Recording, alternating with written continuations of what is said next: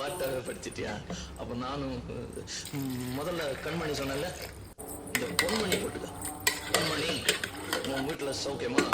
நான் இங்க சௌக்கியம். பொன்மணி, உன் வீட்டில் சௌக்கியமா? நான் இங்கு சௌக்கியமே. உன்னை நினைச்சு பார்க்கும்போது கவிதை மனசுல அருவி மாதிரி கொட்டுது. ஆனா அதை எழுதணும்னு உட்காந்தா நேற்றுதான் வார்த்தை.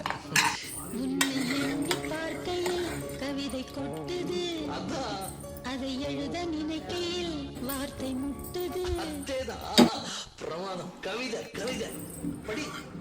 பொன்மணி